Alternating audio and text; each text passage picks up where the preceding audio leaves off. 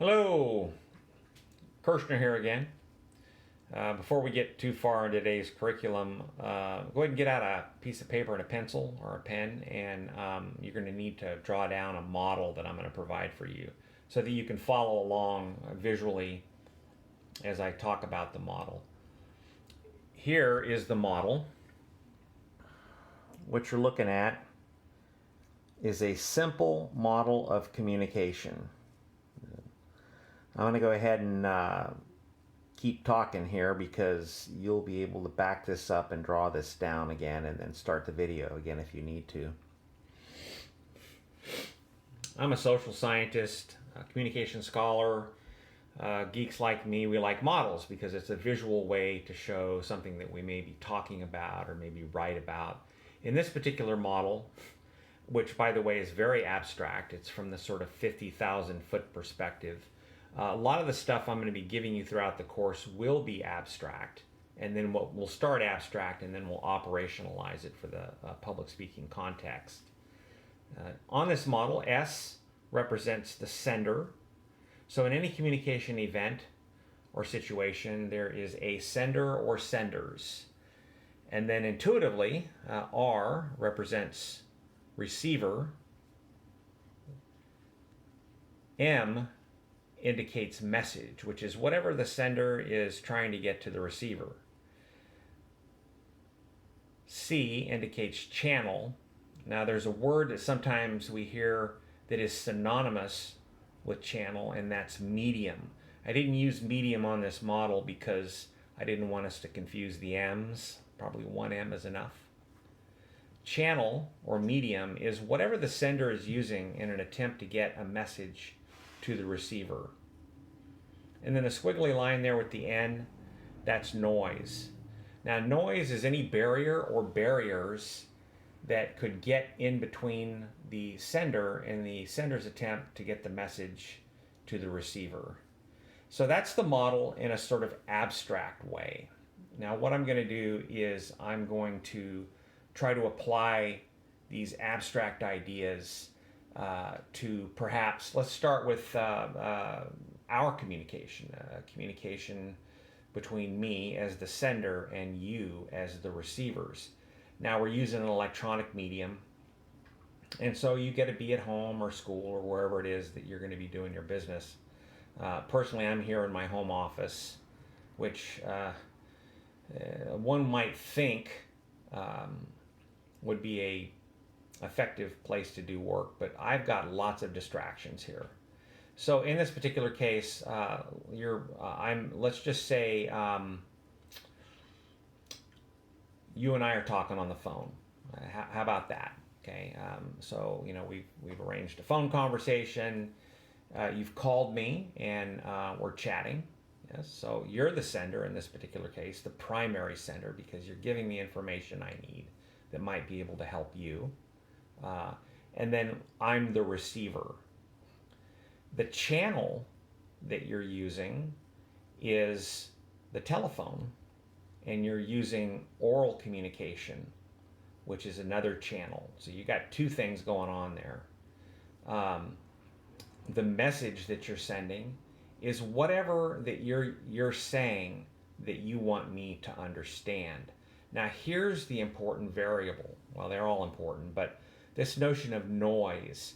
Noise is any barrier or barriers that might get between you and your attempt as the sender to get your message to me as the receiver. So you can't see me. I'm here sitting at my desk. Generally, I have a computer screen in front of me, and you're talking and you're sharing with me your concerns or whatever it is that might be going on with you. And I got all kinds of noise going on. One of the forms of noise is my sort of office mate here. Peaches, come on. Okay, so Peaches likes to come in and check up on me all the time. And sometimes if I'm sitting here and I ain't wearing my shirt, I get that cold nose right on my belly. You can see she's kind of enthusiastic. Yes, okay.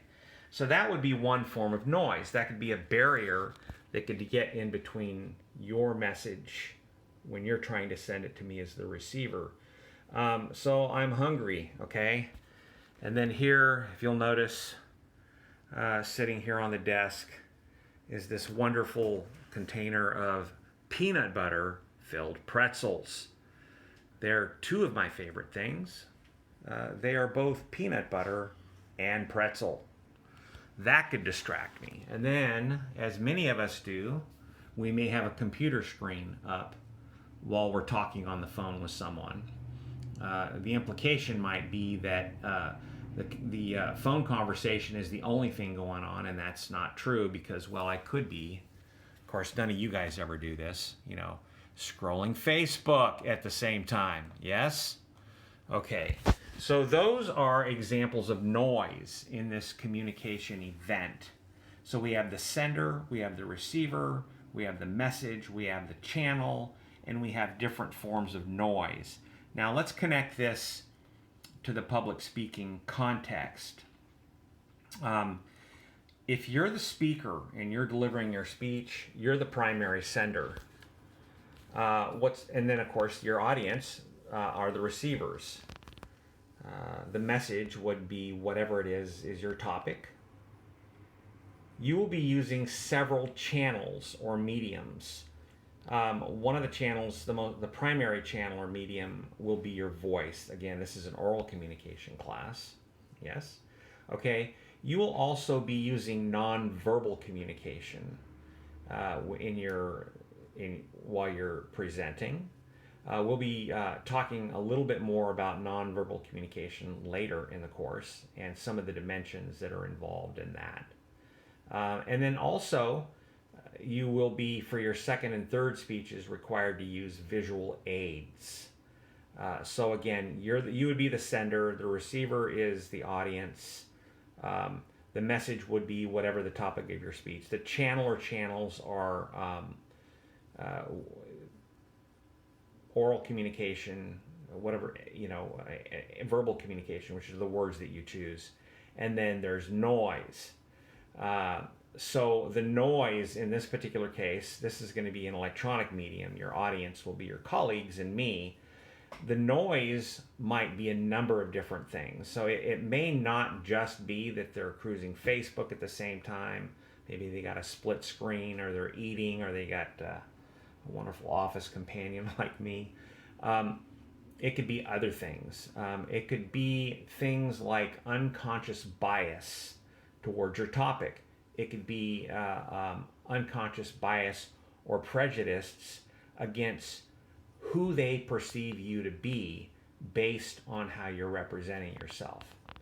So this is a sort of short discussion lecture around the idea of a simple model of communication. If you stand back and you take a look at your communication behaviors and attempts to interact with the people around you from sort of a phenomenological perspective, or like looking at this model on an abstract level, it can be really helpful, because if you get the sense that you're not connecting with whoever it is that you're, if you're the sender, it would be the receivers, then you might want to consider what are the types of noise that are involved, so that perhaps you can work on those noises to reduce the amount of noise. Thank you very much.